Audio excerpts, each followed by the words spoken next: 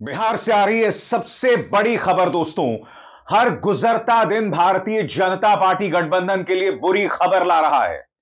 पहली बार नीतीश कुमार मंच पर थे और मंच के नीचे से मुर्दाबाद के नारे लगे। जी हां, मुर्दाबाद के नारे लगाने वाले बेरोजगार भी हो सकते हैं, वो विद्यार्थी भी हो सकते हैं जो अपनी मांगों के लिए संघर्ष कर रहे हैं, वो लोग भी हो सकते हैं जो महंगाई के खिलाफ जद्दोजहद कर रहे हैं।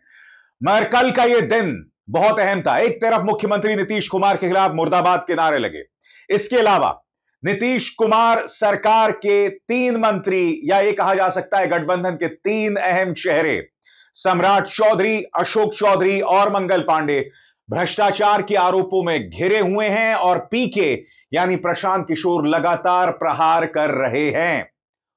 और तीसरी बात, कांग्रेस की कार्य समिति की बैठक, सीडब्ल्यूसी की बैठक, और राहुल और तेजस्वी यादव एक बार फिर एक मंच पर दिखाई दिए, अति पिछड़े वर्ग के सम्मेलन को संबोधित करते हुए।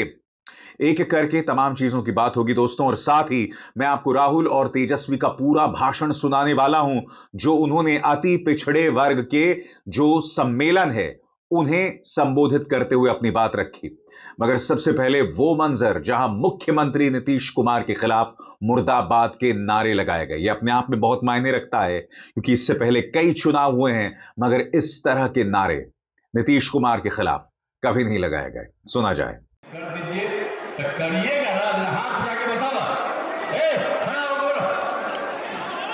सब ठीक है ना? चलिए, बहुत बहुत बधाई आपको, धन्यवाद।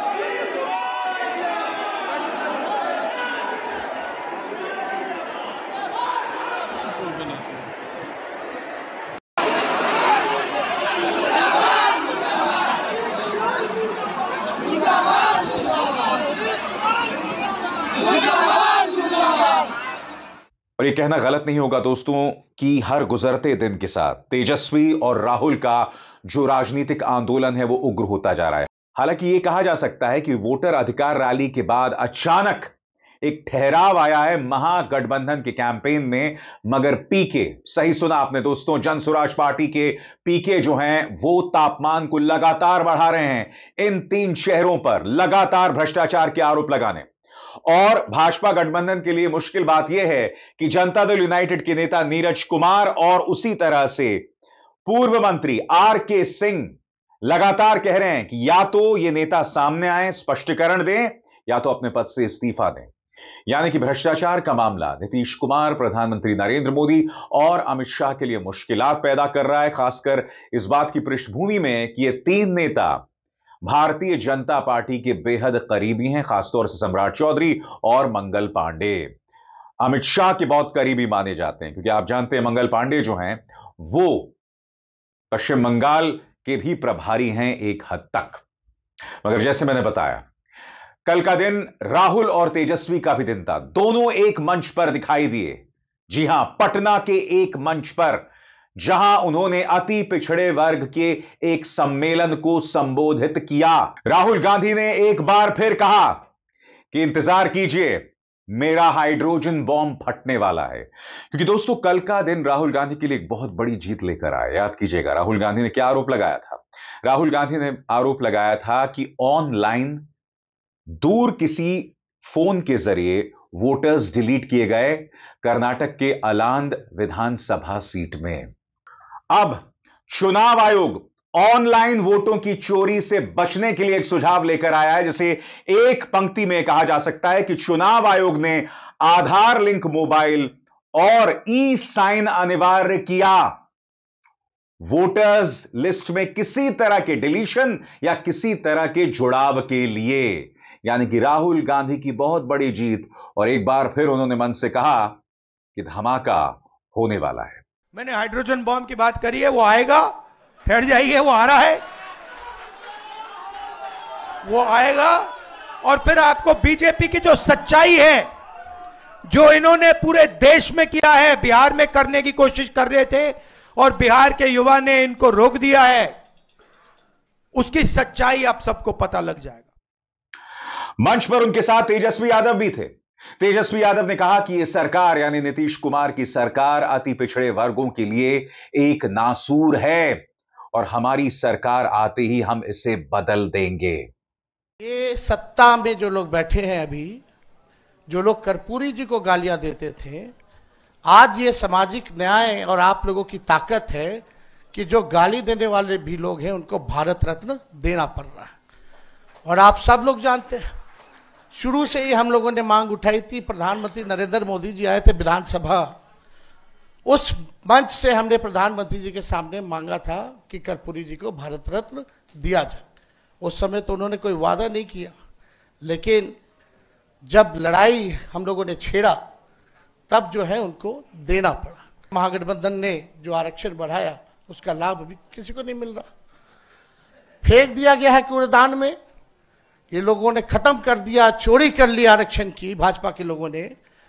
ये लोग जो लोग बैठे हैं ये लोग सब समाज के दुश्मन हैं। हम लोगों ने आज तक अपने विचारधारा से समझौता नहीं किया, ना आगे करेंगे। मजबूती के साथ जो है लड़ाई लड़ने का काम करेंगे। राहुल गांधी ने भी तेजस्वी यादव के सुर में सुर मिलाकर कहा कि जिस तरह का न्याय अति पिछड़े समाज को मिलना चाहिए वो न्याय नीतीश कुमार के नेतृत्व में नहीं मिला और अब ये बदलने वाला है। सुनिए राहुल गांधी ने क्या कहा। यहां पे नीतीश जी की सरकार कितने सालों से है? 20 सालों से है। मुझे आप बताइए ये उन्होंने क्यों नहीं किया? ये क्यों नहीं किया उन्होंने? हम आपके साथ बैठे, मीटिंगें की, आपने बताया कि भैया ये करना है, हमने कर दिया। 20 साल उन्होंने ये क्यों नहीं किया? 20 साल के लिए इन्होंने आपको एट्रोसिटी एक्ट क्यों नहीं दिया? 20 साल के लिए इन्होंने कॉन्ट्रैक्ट्स में आपको रिजर्वेशन क्यों नहीं दिया? ये क्या कर रहे थे? एक ये आपसे वोट ले रहे थे और आपको यूज करके आपको फेंक रहे थे, दबा रहे थे। ये आपके लिए बिल्कुल, ये आपके लिए विजन है और ये आपका विजन है। हमारा काम इंप्लीमेंट करने का है। मैं आपको खारगे जी, केशवी जी, सानी जी, बाकी जो स्टेज पे लीडर्स हैं, हम आपको कह रहे हैं कि ये गारंटी करके हम बिहार में इंप्लीमेंट करेंगे। और आगे बढ़ने से पहले एक जरूरी संदेश। मेरे कार्यक्रमों के लिए आप नोटिफिकेशन का इंतजार मत कीजिए, मेरे चैनल में जाइए और खुद जाकर कार्यक्रम देखिए और रहिए अपडेटेड। और हां, ज्वाइन कीजिए मेरा चैनल, देखिए यह जरूरी संदेश। स्वतंत्र और आजाद पत्रकारिता का समर्थन कीजिए, सच में मेरा साथी बनिए। बहुत आसान है दोस्तों, इस ज्वाइन बटन को दबाइए और आपके सामने आएंगे ये 3 विकल्प, इनमें से एक चुनिए और सच के इस सफर में मेरा साथी बनिए। दोस्तों, बहुत जरूरी हो जाता है कि दोनों के भाषण को सुना जाए, क्योंकि अति पिछड़े वर्गों को उनका यह संबोधन बहुत मायने रखा जाता है। महागठबंधन सरकार के लिए कहा जाता है कि यह यादवों और मुसलमानों की पार्टी है, लिहाजा ये जो पॉलिटिकल पिच थी इसके बहुत मायने हैं। सबसे पहले सुनिए तेजस्वी यादव किस तरह से उन्होंने कल अपनी बात रखी। अभी संयुक्त रूप से हम लोगों ने अति पिछड़ा न्याय संकल्प जो है आप लोगों के सामने पेश किया। ये 10 पॉइंट्स जो हैं, और ये केवल 10 ही पॉइंट नहीं रहेगा, ज़रूरत पड़ने पे अगर और भी सुधार करना पड़े तो वो भी किया जाएगा। और देखिए, हम लोगों का एकमात्र लक्ष्य है, हमारी जो लड़ाई है संविधान बचाने की है, लोकतंत्र बचाने की है, और जो हमारी विचारधारा है सामाजिक न्याय और धर्मनिरपेक्षता। खास तौर पे अब ज़रूरत है सामाजिक न्याय के साथ साथ लोगों के साथ आर्थिक न्याय हम लोग करें। ये आज समय की ज़रूरत है। जो back bencher of the society है, जो समाज में अंतिम पैदान पे खड़ा समाज है, चाहे पिछड़ी जाति हो, अति पिछड़ी जाति हो, दलित हो, आदिवासी हो, अल्पसंख्यक भाई हो, उन लोगों को मुख्य धारा में लाने की ये लड़ाई है। और जब तक उन लोगों को मुख्य धारा में हम लोग ला नहीं देते, कर्पूरी जी का, लोहिया जी का जब तक सपना हम लोग पूरा नहीं करेंगे, तब तक हम लोग चैन से बैठने वाले नहीं। आप देखिएगा, सबसे पहले कर्पूरी ठाकुर जी ने समाज को जो है आरक्षण दिया 12%। उसके बाद लालू जी जब मुख्यमंत्री बने तो उन्होंने 15% किया। जब राबड़ी देवी जी मुख्यमंत्री बनी तो 18% किया गया। और जब हम लोगों की महागठबंधन की सरकार बनी 17 महीने, तो उसको 24% हम लोगों ने किया। ये सत्ता में जो लोग बैठे हैं अभी, जो लोग कर्पूरी जी को गालियां देते थे, आज ये सामाजिक न्याय और आप लोगों की ताकत है कि जो गाली देने वाले भी लोग हैं उनको भारत रत्न देना पड़ रहा है। और आप सब लोग जानते हैं, शुरू से ही हम लोगों ने मांग उठाई थी। प्रधानमंत्री नरेंद्र मोदी जी आए थे विधानसभा, उस मंच से हमने प्रधानमंत्री जी के सामने मांगा था कि कर्पूरी जी को भारत रत्न दिया जाए। उस समय तो उन्होंने कोई वादा नहीं किया, लेकिन जब लड़ाई हम लोगों ने छेड़ा तब जो है उनको देना पड़ा। तो ये सामाजिक न्याय की ताकत है। उस समय 17 महीने हम लोगों की सरकार थी। जो हम लोगों ने आरक्षण जो बढ़ाया 65%, 10% EWS यानी 75%, उस समय भी हम लोग बढ़ाने के बाद केंद्र सरकार को कैबिनेट से हम लोगों ने एक प्रस्ताव भेजा। जैसे तमिलनाडु में शेड्यूल 9 में है, अनुसूची 9 में, उसी हिसाब से बिहार में जो हम लोगों ने आरक्षण बढ़ाया है उसको अनुसूची 9 में जो है आप लोग डालने का काम कीजिए। लेकिन 11 महीने 12 महीने तक इसको नहीं डाला गया। अभी बिहार विधानसभा सत्र चालू हुआ था, उसमें भी हम लोगों की मांग थी, लेकिन कोई नहीं सुना। हम ये कहना चाहते हैं कि हम लोगों का जो विजन है, कितने अति पिछड़ा समाज के लोग जो है पॉलिसी मेकिंग में है, कितने दलित समाज के लोग जो है डिसीजन मेकिंग में है, या जो भी एनडीए में जितने मंत्री हैं वो समाज के सबसे बड़े दुश्मनों के केवल अपने लाभ के लिए काम कर रहे हैं, व्यक्तिगत रूप के लिए कर रहे हैं, समाज के लिए नहीं कर रहे हैं। और कितने लोग आप देखते होंगे, जो नीतीश जी का जो भूजा पार्टी होता है शाम में, जिसमें वो डिसीजन लेते हैं कोई चीज की, कितना पिछड़ा अति पिछड़ा दलित बैठा रहता है, कितना अल्पसंख्यक बैठा रहता है। कौन लोग हैं वो जो बैठे रहते? वही आरक्षण विरोधी। ये आरक्षण विरोधी नहीं, हम तो कहते हैं ये लोग आरक्षण चोर है। भाजपा ये आरक्षण चोर है, चोरी कर रही है आरक्षण। लाखों के तादाद में नौकरियां मिल रही है, नुकसान किसको हो रहा है? क्योंकि जो हम लोगों ने महागठबंधन ने जो आरक्षण बढ़ाया उसका लाभ अभी किसी को नहीं मिल रहा, फेंक दिया गया है कूड़ेदान में। ये लोगों ने खत्म कर दिया, चोरी कर ली आरक्षण की भाजपा के लोगों ने। ये लोग जो लोग बैठे हैं, ये लोग सब समाज के दुश्मन हैं। हम लोगों ने आज तक अपने विचारधारा से समझौता नहीं किया, ना आगे करेंगे। मजबूती के साथ जो है लड़ाई लड़ने का काम करेंगे। और आप कितना आरक्षण, कितना मंडल कमीशन भी लागू हुआ, केवल 5% जो है इंप्लीमेंट हुआ, बाकी का क्यों नहीं हुआ? तो हम तो कहेंगे ये 10 सूत्री तो होगा ही होगा। मंडल कमीशन की जितने सिफारिशें हैं सरकार बनने पे, उसको भी हम लोग लागू करेंगे। और ज़्यादा कुछ हम नहीं कहेंगे, लेकिन एक बात आप लोग जानते ही, ये सरकार जो है नकलची सरकार है, नकल करने में माहिर है। अपने यहाँ इनके पास कोई विजन नहीं है। अब हो सकता है आज हम लोगों ने अनाउंस किया है तो इसमें से भी नकल कर ले। हम लोगों ने बोला पेंशन की बात, बिजली की बात, महिलाओं की बात, माई बहन मान योजना की बात, कर रहा है कि नहीं कर रहा नकल? तो ये लोग विजन हम लोगों के पास है, वो लोग तो विजनलेस लोग हैं।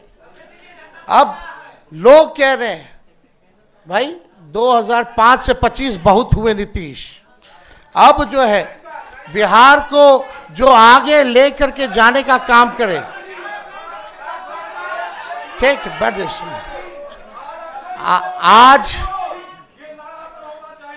आज बहुत बहुत धन्यवाद आपके सुझाव का।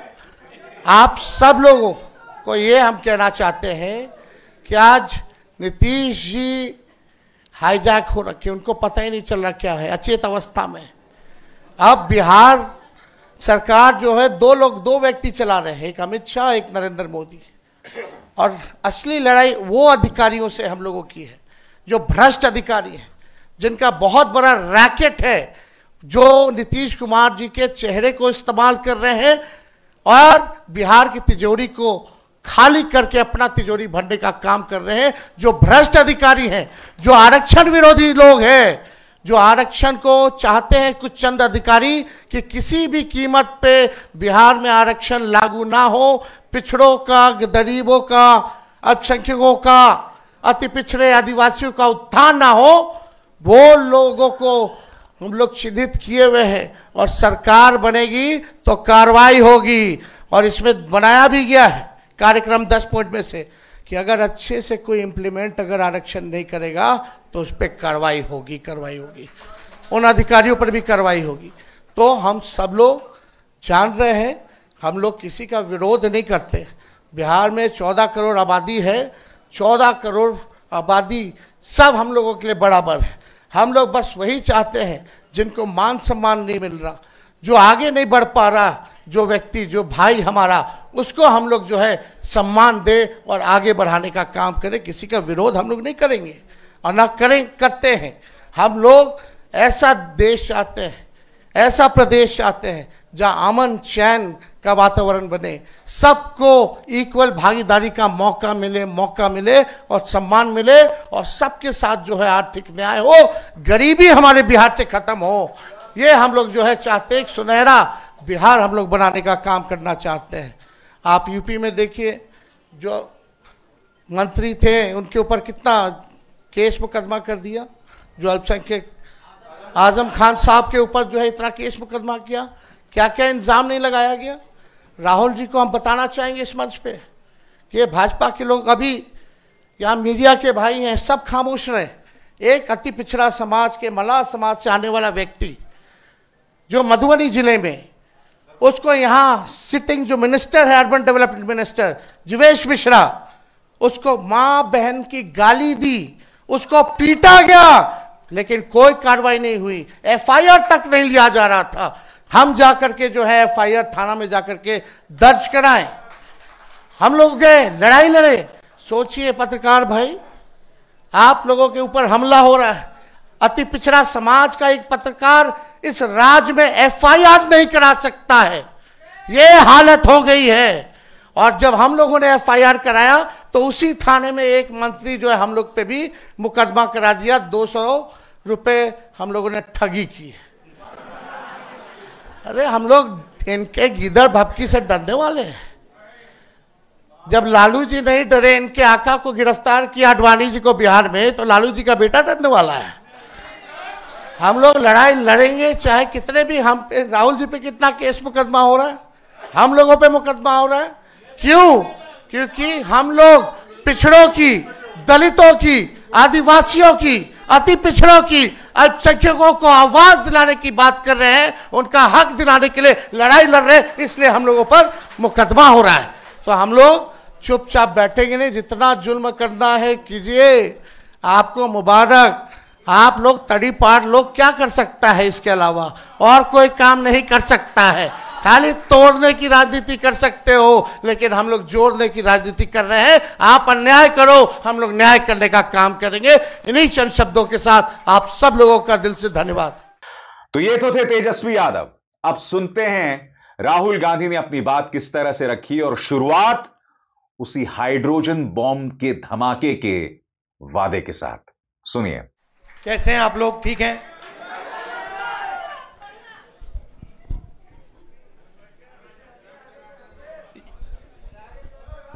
कुछ दिन पहले हमने सबने मिलकर बिहार में वोटर अधिकार यात्रा चलाई थी।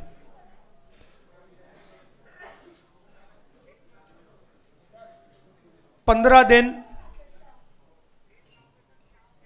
हम अलग अलग जिलों में गए और बिहार के युवाओं को हमने बताया कि संविधान पर, इस संविधान पर आक्रमण हो रहा है, सिर्फ बिहार में नहीं पूरे देश में आपका जो हक है, हर हिंदुस्तानी नागरिक का जो हक है वो आपसे चोरी किया जा रहा है। और बिहार की जनता ने, बिहार के युवाओं ने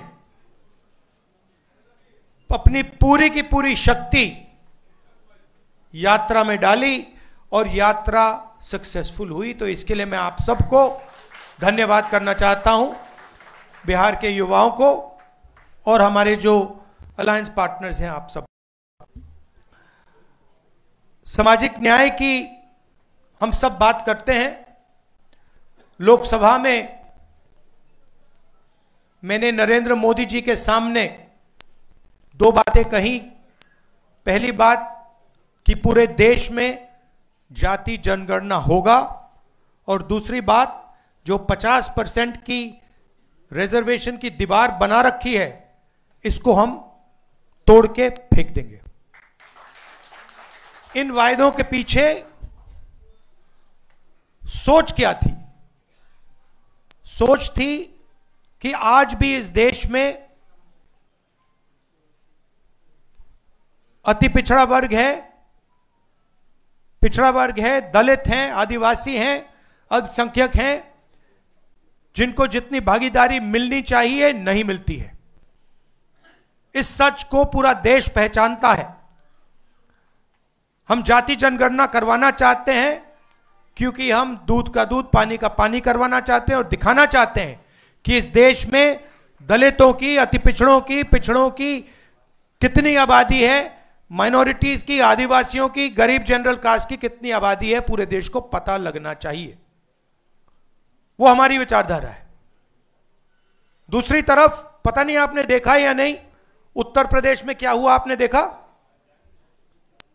देखा कि उत्तर प्रदेश में अब जात बेस्ड प्रोटेस्ट करना मना है। एक तरफ वो सोच है और दूसरी तरफ हमारी सोच है। आज हम यहां क्यों आए? क्योंकि हम अति पिछड़ा वर्ग को एक विजन देना चाहते हैं। हम आपको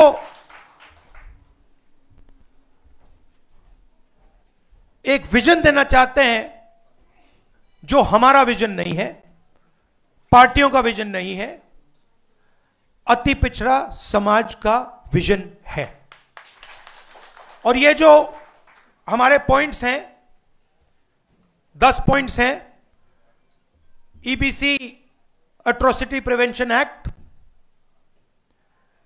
ईबीसी रिजर्वेशन लोकल बॉडी में जो 50% की सीलिंग है, 9th शेड्यूल में उसे इंक्लूड करना, रिक्रूटमेंट में जो नॉट सूटेबल है उसे इलीगल कराना, 5वें नंबर पे डेडिकेटेड कमेटी, जो भी आपके मतलब समस्याएं हैं, ओवर अंडर इंक्लूजन की जो बात है उसको एक कमेटी देखे। जिनके पास जमीन नहीं है, इसको आप अच्छी तरह सुनिए, जो लैंडलेस लोग हैं, SC, ST, EBC, OBC community के जो भी लैंडलेस हैं बिहार में, उनको 3 डेसिमल रेजिडेंशियल जमीन अर्बन एरियाज में देने का काम, ऐतिहासिक काम है ये। आधी सीटें यूपीए के अंदर जो आरटी के लिए हैं वो EBC, ST, ST, OBC के लिए रिजर्व्ड होंगी। ये अगला सुनिए, EBC, SC, ST, OBC के लिए गवर्नमेंट कॉन्ट्रैक्ट्स में 25 करोड़ के जो कॉन्ट्रैक्ट्स हैं उसमें 50% रिजर्वेशन।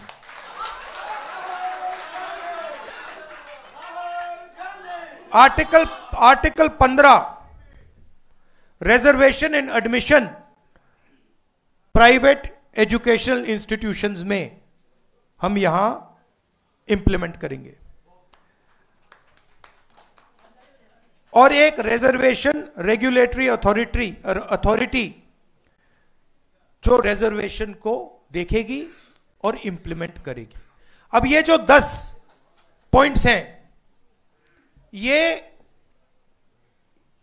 आप लोगों से पूछकर, आप लोगों से पूछ के, आपके नेताओं से पूछ के, ईबीसी वर्ग के लोगों से पूछ के, महिलाओं से, स्टूडेंट से, इन सब से पूछकर हमने ये डेवलप किया है। ये हम इसको इंप्लीमेंट करेंगे, मगर ये आवाज आपकी है।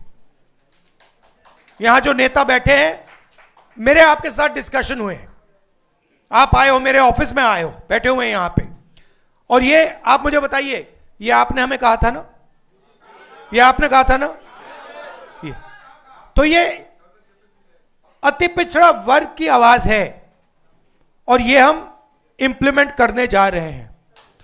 एक चीज मैं आपको बताना चाहता हूं, देखिए, ये जो इस स्टेज पे कहा जा रहा है,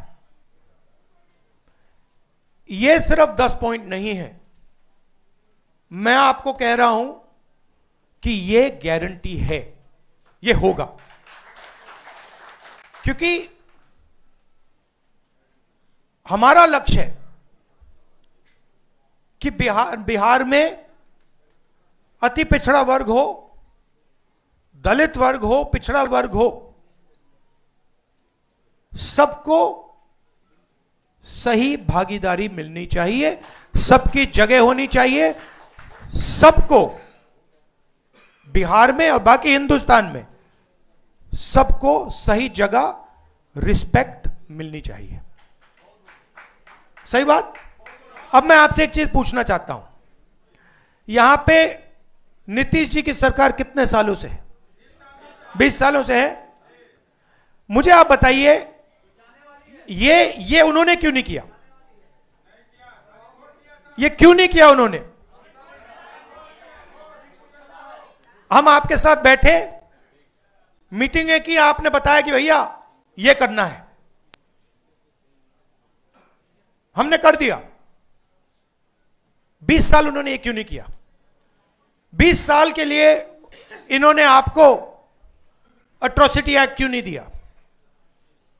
20 साल के लिए इन्होंने कॉन्ट्रैक्ट्स में आपको रिजर्वेशन क्यों नहीं दिया? ये क्या कर रहे थे?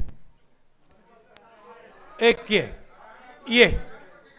ये आपसे वोट ले रहे थे और आपको यूज करके आपको फेंक रहे थे, दबा रहे थे।